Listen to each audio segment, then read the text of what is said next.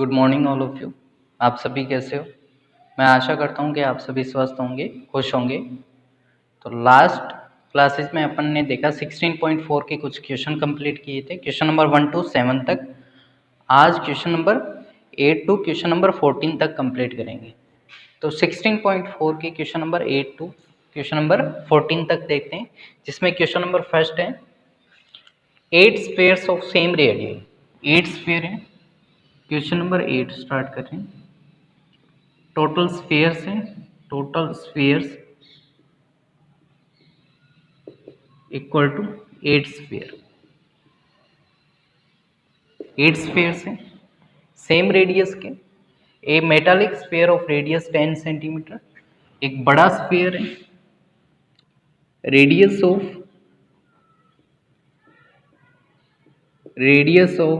Larger sphere. Radius of larger sphere कितनी है? 10 centimetre. यानी एक बड़ा स्फीयर है, बड़े स्फीयर से छोटे छोटे 8 स्फीयर बनाए जा रहे हैं, मेल्ट करके छोटे छोटे स्फीयर बनाए जा रहे हैं 8। इन छोटे वाले स्फीयर्स का सरफेस एरिया अपने को फाइंड आउट करना है। ये रेडियस R1 जो गिवन है ये 10 सेंटीमीटर गिवन है। R2 अपने को कुछ भी गिवन नहीं है, R2 नहीं है और इसका एरिया भी नहीं है, राइट। तो यहाँ देखते हैं, जब भी मेल्टिंग की बात होती है, मेल्ट करने, तो मेल्टिंग में क्या करते हैं? वॉल्यूम फाइंड आउट करते हैं। So here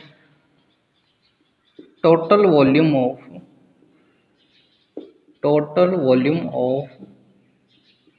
8 spheres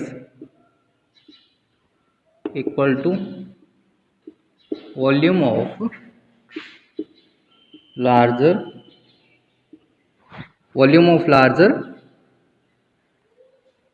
sphere।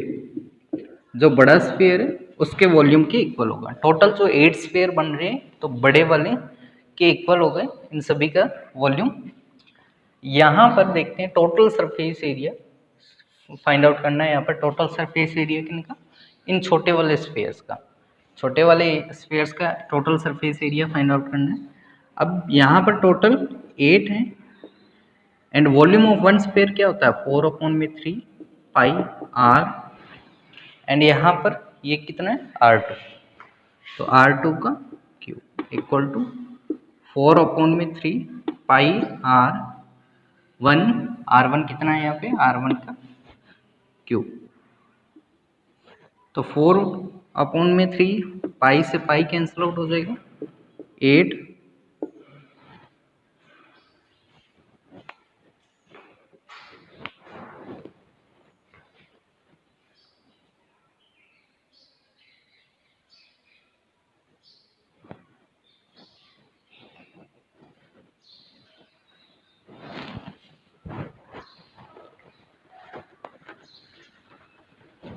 यहाँ पर 4/3 पाई 8 स्फीयर्स हैं, तो 8 स्फीयर मल्टीप्लाई कर देंगे पाई r, radius of the smaller sphere R2 है, R2 का cube equal to 4/3 pi R1 का क्यूब, राइट। तो यहाँ पर ये मल्टीप्लाई हो रहे हैं, अपने को R2 क्यूब फाइंड आउट करना है। तो 4/3 पाई R1 की वैल्यू यहाँ पर कितनी है? 10। तो 10 का क्यूब अपॉन में 8 का यहाँ पर मल्टीप्लाई हो रहा है, RHS में जाकर डिवाइड हो जाएगा। 4 यहाँ पर मल्टीप्लाई हो रहा है, इधर आके डिवाइड एंड पाई भी डिवाइड हो जाएगा। 3 यहाँ पर डिवाइड हो रहा है तो मल्टीप्लाई, 3 से 3 कैंसिल आउट, 4 से 4, पाई से पाई। तो रिमेनिंग रहा 10 की पावर 3 अपॉन में 8। अब 10 की पावर 3 को कैसे राइट कर सकते हैं? 10 इंटू अपॉन में 8 है, 8 को राइट कर सकते हैं 2 इंटू 2, राइट। तो यहाँ पर R2 का cube equal to 10/2 multiply 10/2, multiply 10 upon में 2। दैट मीन्स R2 का क्यूब को ऐसे भी कर सकते हैं, राइट, R2 मल्टीप्लाई। तो कंपेयर करके यहाँ देखा, R2 की वैल्यू आ गई यहाँ पे, R2 इक्वल टू 10 अपॉन में 2, तो यानी 5 centimetre. R2 equal to radius of smaller sphere equal to 5 centimetre. Radius of smaller sphere कितनी आ गई, 5 सेंटीमीटर। इन स्फीयर्स की रेडियस कितनी आ गई, R2 इक्वल टू 5 सेंटीमीटर। अब इन स्फीयर्स का एरिया फाइंड आउट करना है, surface area. Surface area of the smaller, तो A इक्वल टू ये होता है 4 पाई R स्क्वायर। तो एरिया इक्वल टू पाई की वैल्यू 22 अपॉन में 7, R स्क्वायर यानी 5 इंटू 5। तो यहाँ पर area equal to 88 into 25 upon में 7। तो ये डिवाइड करेंगे, यहाँ पर पहले मल्टीप्लाई करेंगे तो 2200 अपॉन में 7। तो area of the smaller sphere equal to 22 upon में 7 सेंटीमीटर स्क्वायर। ये अपना आंसर आ गया। इसमें डिवाइड भी कर सकते हो आप आगे नेक्स्ट आंसर फाइंड आउट करने के लिए।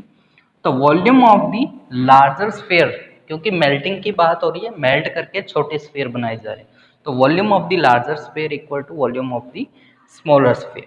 तो वॉल्यूम का यहाँ पर फॉर्मूला अप्लाई करना है अपने को, ये वाला वॉल्यूम का फॉर्मूले के बाद में अपने को सरफेस एरिया फाइंड आउट करना है, जो कि ये फॉर्मूला अपने को गिवन है 4 पाई R स्क्वायर। नेक्स्ट देखते हैं क्वेश्चन नंबर 9। तो वॉल्यूम ऑफ दी स्फीयर का फॉर्मूला होता है 4 अपॉन में 3 पाई R क्यूब।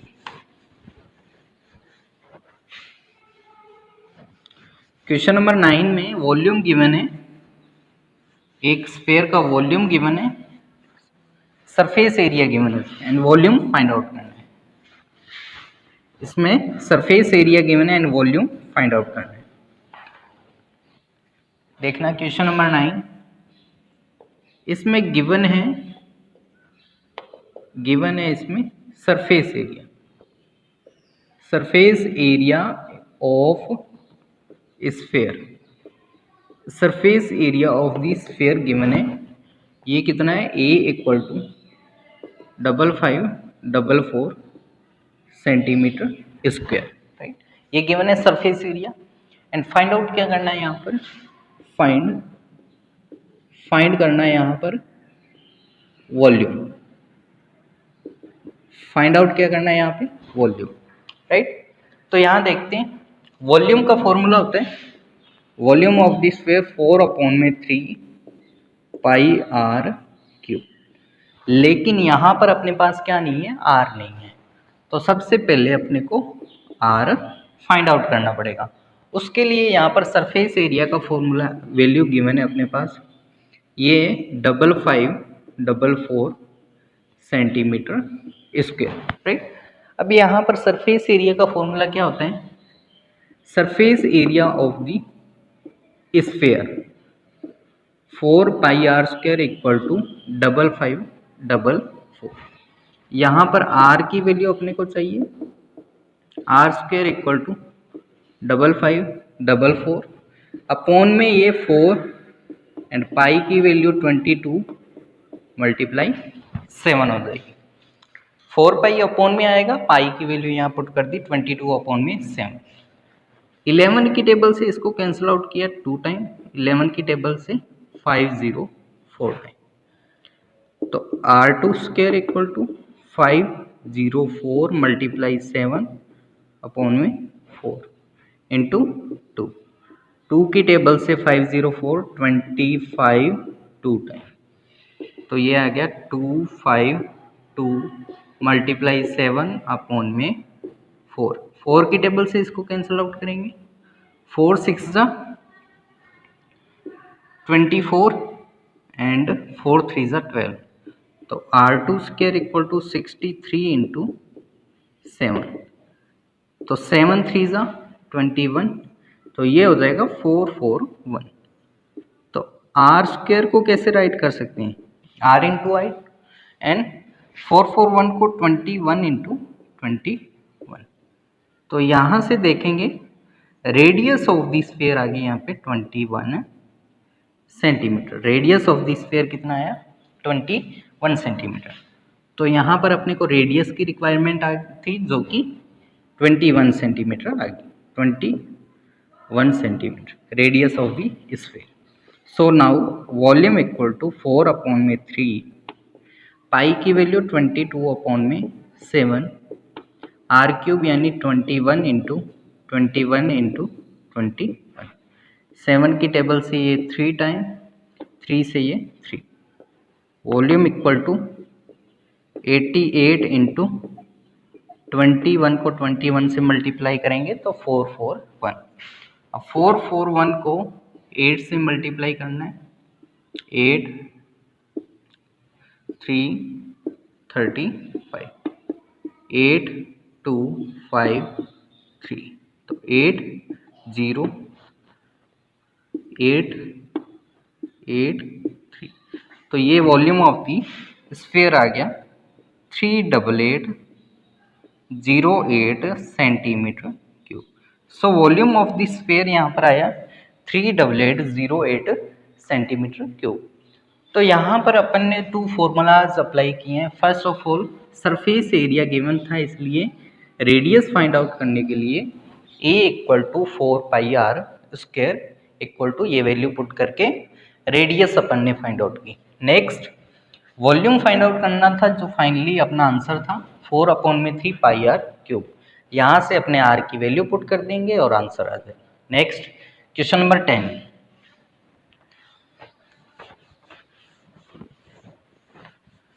इस टाइप के काफ़ी एग्जाम्पल आपके बुक्स में गिवन हैं, या फिर आप गूगल पे सर्च भी कर सकते हो, या अपनी तरफ से कुछ वैल्यू डालकर आप सेल्फ भी इसके एग्जाम्पल बना सकते हो। तो जितनी ज़्यादा प्रैक्टिस करते हैं उतना ही अपने ज़्यादा परफेक्ट होंगे। नेक्स्ट देखते हैं question number 10। Question number 10 given है, the dimension of solid rectangular slab. एक स्लेब है, रेक्टेंगुलर स्लेब यानी जिसमें रेक्टेंगुलर फेसेस आती हैं, वो कौन सा होता है? क्यूबॉइड होता है। तो एक क्यूबॉइड है, इस क्यूबॉइड से जिसकी लेंथ 66 सेंटीमीटर, ब्रेड्थ जिसकी गिवन है 42 सेंटीमीटर एंड हाइट जिसकी गिवन है 21 सेंटीमीटर, ये तीनों डायमेंशन गिवन है। इससे अपने को कुछ स्फीयर बनाने हैं। इसको मेल्ट किया बाय मेल्टिंग, इसको मेल्ट करके कुछ स्फीयर बनाने जिसकी रेडियस 4.2 सेंटीमीटर। कुछ स्फीयर बनाने अपने को, नंबर ऑफ स्फीयर्स अपने को आइडिया नहीं है, राइट। जिसकी रेडियस अपने को गिवन है, ओनली नंबर ऑफ स्फीयर्स इसमें फाइंड आउट करने की, कितने स्फीयर बनेंगे इस टाइप के जिसकी रेडियस 4.2 सेंटीमीटर। तो इनकी रेडियस कितनी है? 4.2 सेंटीमीटर। मेल्टिंग की बात आती है, अब इस स्लेब को मेल्ट करके एक स्फेरिकल टाइप में छोटी छोटी बॉल्स में कन्वर्ट किया जा रहा है। तो इसने पूछा ये नंबर्स ऑफ स्फीयर्स कितने होंगे, नंबर ऑफ स्फीयर्स कितने होंगे। तो देखते हैं, जब मेल्टिंग की बात होती है तो अपने क्या फाइंड आउट करते हैं? वॉल्यूम। तो volume of the cuboid equal to volume of the total sphere. Cuboid का जो वॉल्यूम होगा वो टोटल स्फीयर के वॉल्यूम के इक्वल होगा। लेट नंबर ऑफ स्फीयर्स, माना कि नंबर ऑफ स्फीयर्स कितना है? n, जो कि अपने को फाइंड आउट करना है। n मान लिया। अब अगर n स्फीयर्स हैं, जैसे मान लिया 10 स्फीयर है, तो 10 का वॉल्यूम कैसे आएगा? 10 इंटू 1 स्फीयर का वॉल्यूम, 10 इंटू 1 स्फीयर का वॉल्यूम। तो दैट मीन्स n स्फीयर है तो n into volume of one sphere, volume of one sphere equal to, ये जो स्फीयर्स बने हैं वो किससे बने हैं? स्लैब से, एंड स्लैब का वॉल्यूम अपने को इसके इक्वल करना है, and volume of slab, right. अब स्लैब किस टाइप की है? यहाँ पर एल बी एच गिवन है, तो स्लैब, तो n इक्वल टू क्या आएगा? n इक्वल टू देखना, ये volume of the one sphere divide हो जाएगा वॉल्यूम ऑफ दी स्लैब में, volume of the slab divide by volume of the one sphere, volume of the one sphere. तो n equal to, अब slab किस type की है? जो slab है जिसमें LBH गिवन है तो क्यूबॉइड टाइप की है। स्लैब किस टाइप की? क्यूबॉइड टाइप की है, और क्यूबॉइड का वॉल्यूम क्या होता है? L into B into H, and volume of one sphere, जो स्फीयर है उसका वॉल्यूम क्या होता है? 4/3 पाई आर क्यूब, ये होता है। तो L की वैल्यू यहाँ पुट की 66, B की वैल्यू 42 एंड H की वैल्यू 21 अपॉन में 4, ये 3 यहाँ डिवाइड हो रहा है, ऊपर जाके ये मल्टीप्लाई हो जाएगा। पाई की वैल्यू 22 एंड जो अपॉन में 7 आएगा वो ऊपर मल्टीप्लाई हो जाएगा, एंड आर क्यूब यहाँ पर क्या है? आर जो इसके लिए रेडियस है ये 4.2 सेंटीमीटर, तो 4.2 मल्टीप्लाई 4.2 मल्टीप्लाई 4.2, राइट। तो n इक्वल टू, यहाँ पे देखते हैं 66 इंटू 42 इंटू 21 इंटू 7 3 ज़ा 21 अपॉन में 4 इंटू 22 इंटू, अब देखना यहाँ से पॉइंट हटाऊंगा तो ऊपर 10 10 10 3 0 आ जाएगी, तो 42 मल्टीप्लाई 42 मल्टीप्लाई 42, ऊपर 1 के आगे 3 0 आ जाएगी जब मैंने पॉइंट हटाया, पॉइंट रिमूव करने पर।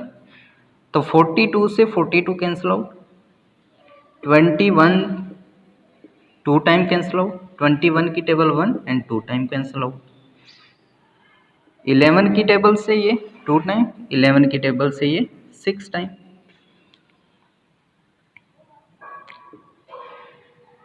2 की टेबल से ये 3 टाइम। तो यहाँ पर देखते हैं ऊपर रहा रिमेनिंग 3000 अपॉन में रिमेनिंग क्या रहा? 4 2 ज़ा 8 2 ज़ा 4 2 ज़ा 8 2 ज़ा 16। अब अगेन इसको डिवाइड कर सकते हैं, कैंसिल आउट कर सकते हैं 2 की टेबल से, 1500 अपॉन में 8, अगेन इसको डिवाइड कर सकते हैं 2 की टेबल से, 750 अपॉन में 4, 2 की टेबल से अगेन इसको डिवाइड कर सकते हैं, डिवाइड करेंगे तो यहाँ पर 3 टाइम 7 टाइम 5 टाइम अपॉन में 2, राइट। तो यहाँ n इक्वल टू 375 अपॉन में 2, डिवाइड एक बार देख लेते हैं, 42 से 42, 21 से ये 2 टाइम कैंसिल आउट, ये भी 2 टाइम कैंसिल आउट, ऊपर 1000, ये 6 टाइम, ये 2 टाइम, 2 की टेबल से ये 3 टाइम, ऊपर रहा 3000 अपॉन में 4 2 ज़ा 8 2 ज़ा 16, राइट है। अब डिवाइड करेंगे इसका इसमें, तो 1 टाइम एंड यहाँ पर 17 तो 8 टाइम, यहाँ पे 15 7 टाइम, 0.5 समथिंग इस टाइप से है। तो इसको कह सकते हैं 188 जो स्फीयर्स आएंगे टोटल, लगभग 188 स्फीयर्स आएंगे यहाँ पर।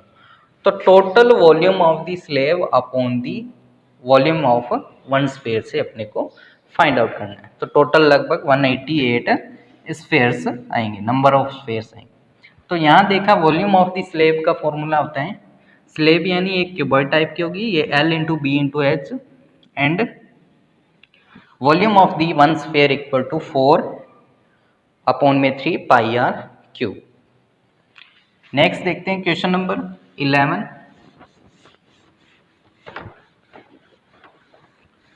सो वॉल्यूम ऑफ द क्यूबॉइड क्या होता है, L into B into H, and volume of the sphere equal to 4/3 pi R cube. Next देखते हैं क्वेश्चन नंबर 11। क्वेश्चन नंबर 11 में a sphere of diameter 6 centimetre is dropped into A cylindrical vessel containing water. एक cylindrical vessel है, एक cylindrical vessel है,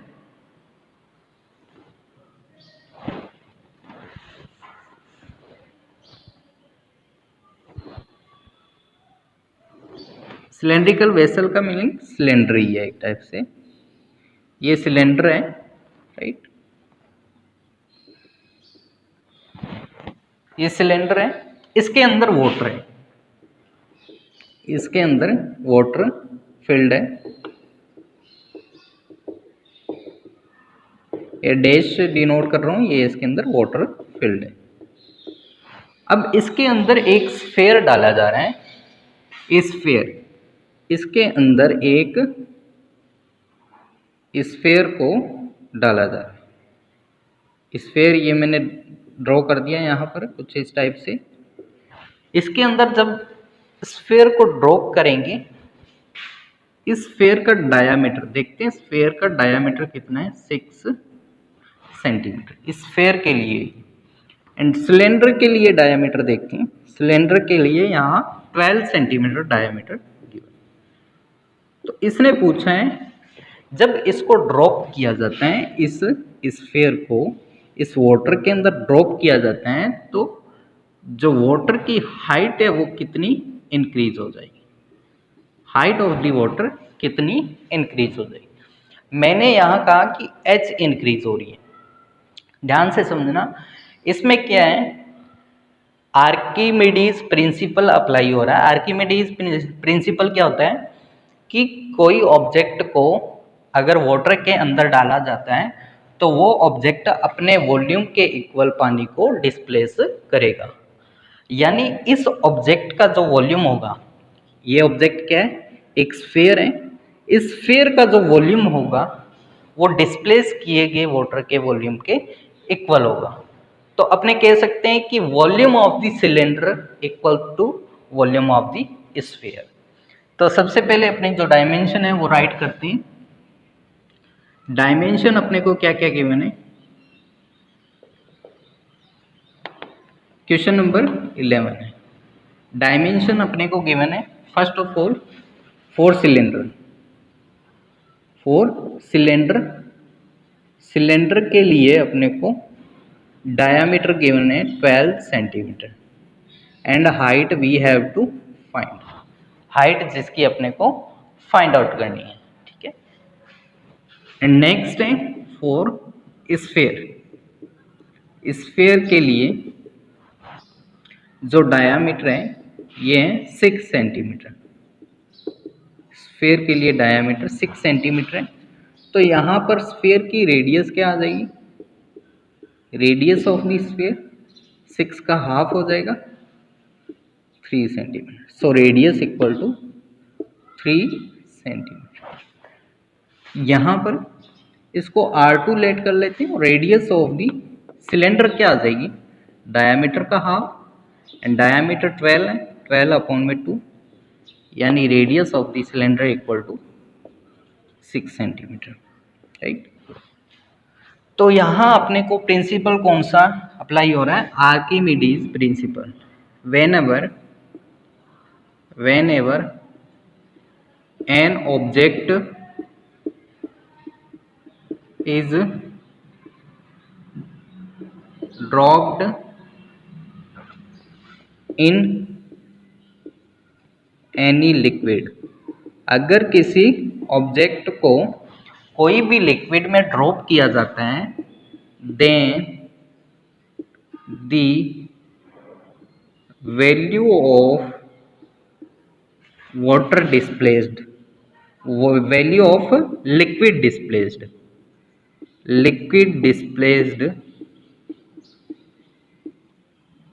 will be equal to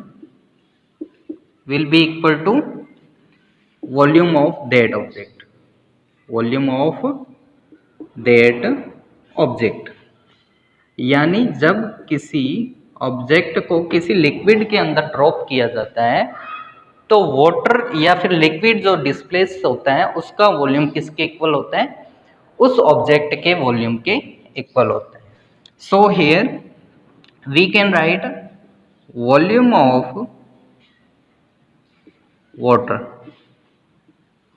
volume of water, कौन सा water, जो डिस्प्लेस्ड हुआ है, डिस्प्लेस्ड वाटर, जो डिस्प्लेस्ड हुआ है वो वाटर की जो वॉल्यूम है ये इक्वल टू है volume of the sphere, volume of sphere, volume of the sphere के इक्वल होगा, right.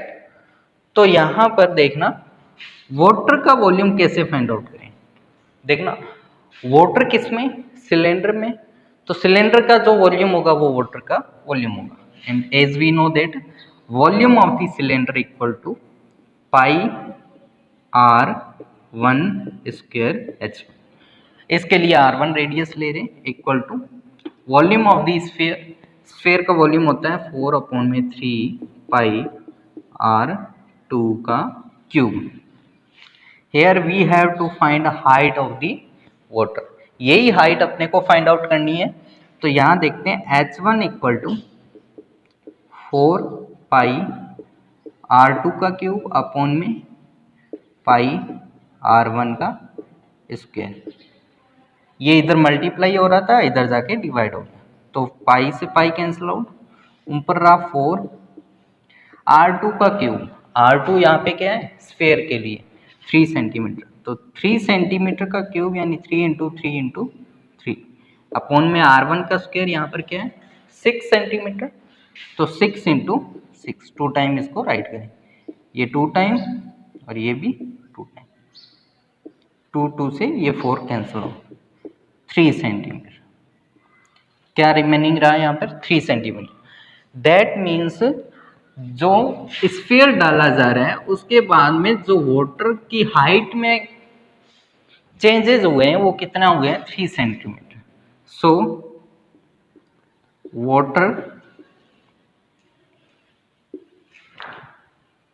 Water rise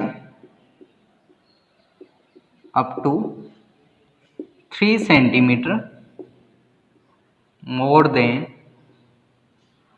before it, जो पहले था उससे 3 सेंटीमीटर बढ़ गया जब अपने इसके अंदर स्फीयर को ड्रॉप किया। तो वेरी सिंपल है ये क्वेश्चन कि जब किसी ऑब्जेक्ट को किसी लिक्विड के अंदर ड्रॉप किया जाता है तो जो वाटर डिस्प्लेस्ड होता है वो उस ऑब्जेक्ट के वॉल्यूम के इक्वल होता है। That means volume of the object equal to volume of the displaced water.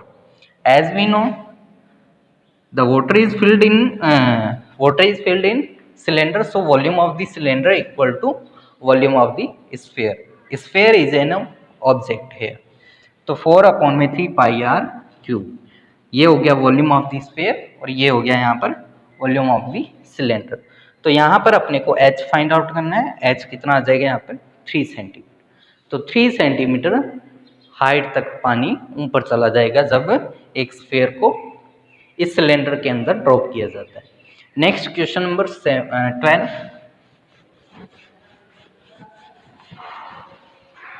Question number 12 है ए हेमिस्फेरिकल बाउल, एक बाउल है हेमिस्फेरिकल, हेमिस्फेरिकल का मीनिंग हाफ, आधा, अर्धगोला जिसको कहते हैं हेमिस्फेरिकल यानी अर्धगोला।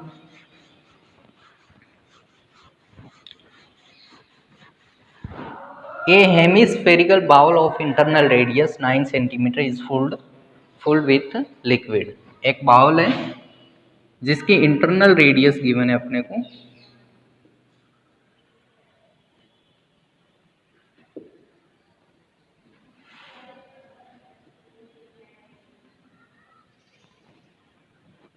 ये एक बाउल ड्रॉ कर लिया यहाँ पर, जिसकी इंटरनल रेडियस यहाँ पर आर इंटरनल ये कितनी है 9 सेंटीमीटर गिवन है। ये लिक्विड से फिल्ड है, कुछ भी लिक्विड हो सकता है, वाटर हो सकता है या कोई केमिकल हो सकता है। ये लिक्विड से फिल्ड है। This liquid is to be filled in cylindrical shaped vessel. अब इस लिक्विड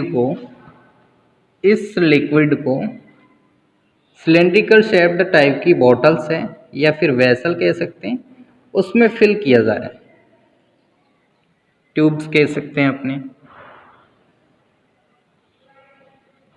इस लिक्विड को इन बॉटल्स में, वेसल में या फिर ट्यूब्स में ट्रांसफ़र किया जा रहा है। इस टाइप की ट्यूब्स हैं, इसमें ट्रांसफ़र किया जा रहा है। तो ये लिक्विड हो जाएगा, डैश डैश से डिनोट कर रहा हूँ इसको। कंप्लीटली फिल्ड किया जा रहा है इसको। तो ऐसे जब भी लिक्विड ट्रांसफ़र या फिर मेल्टिंग के केसेस आते हैं तो उस केस में हमेशा वॉल्यूम फाइंड आउट करते हैं, यानी जिसमें क्वांटिटी ट्रांसफ़र कर रहे हैं, एक दूसरे पर अप्लाई कर रहे हैं, तो उसमें तो ये मान लिया कितने भी हो सकते हैं सिलेंड्रिकल वेसल, इसके अंदर इस लिक्विड को ट्रांसफ़र किया जा रहा है। And this liquid is to be filled into cylindrical shaped vessel of diameter 3 centimetre. इनका डायामीटर कितना है? 3 सेंटीमीटर है डायामीटर, इनका 3 सेंटीमीटर डायामीटर है। And height is 4 centimetre. And height कितनी है? 4 सेंटीमीटर। अगर डायामीटर 3 सेंटीमीटर है तो रेडियस कितनी हो जाएगी? इसको मैं R2 लेट कर रहा हूँ, रेडियस हो जाएगी 3 का हाफ यानी 3/2 सेंटीमीटर।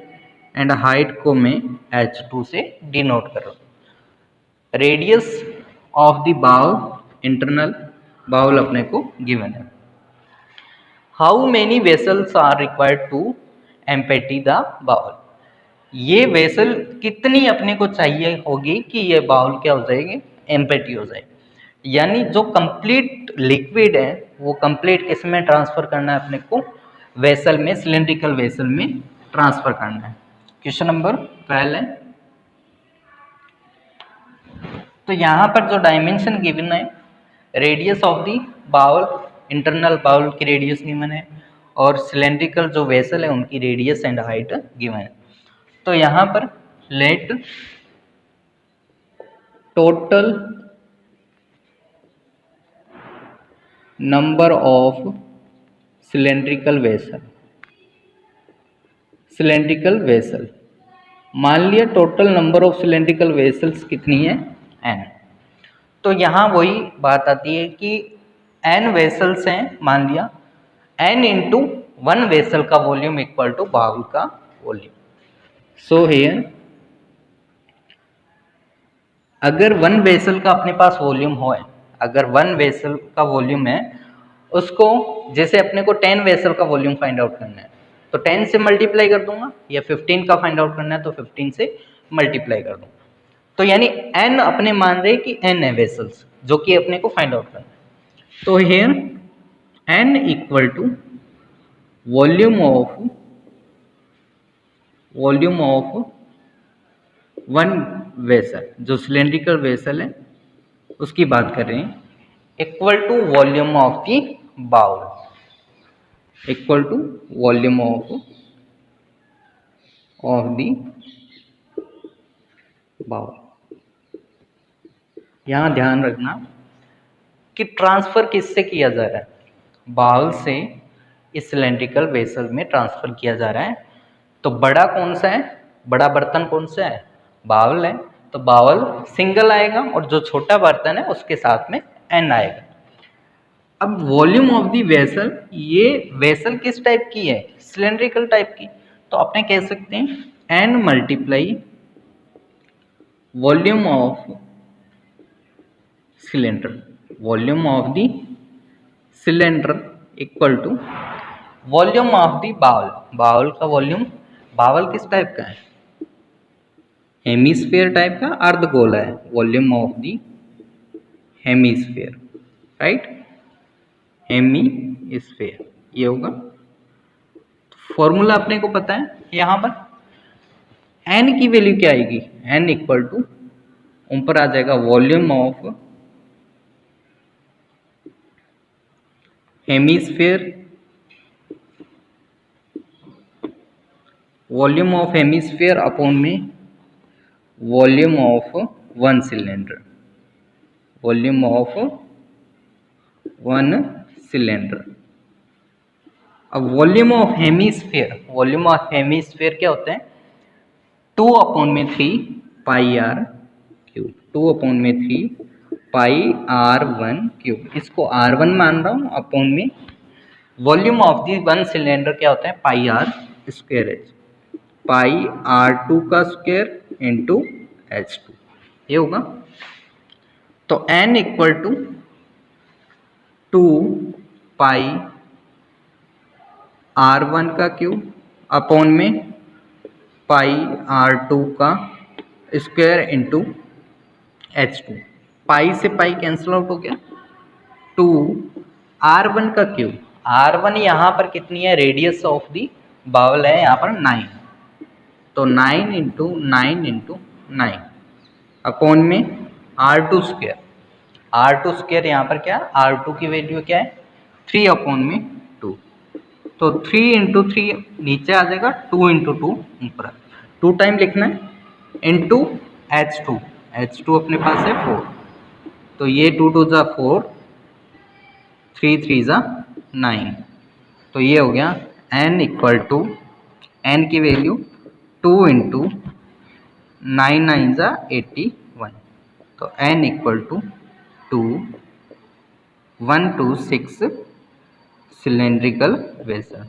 तो टोटल नंबर ऑफ वेसल कितनी होगी, 162 सिलेंड्रिकल वेसल की रिक्वायरमेंट रहेगी जब एक बाउल, हेमिस्फीयर बाउल में से पानी को सिलेंड्रिकल वेसल के अंदर ट्रांसफर किया जाएगा।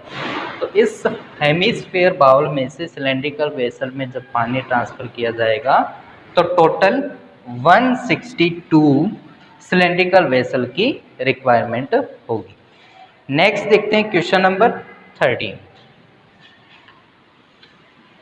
क्वेश्चन नंबर 13 में गिवन है the diameter of sphere is 0.7 centimetre, the diameter of sphere is point,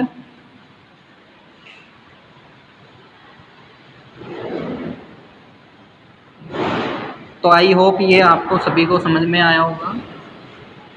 तो इसी टाइप से ये next question number 13 and 14 next video में करेंगे। तो मैं आशा करता हूँ कि ये जितने भी क्वेश्चन हैं वो समझ में आए होंगे। तब तक के लिए थैंक यू। घर पर रहें, सुरक्षित रहें। Thank you.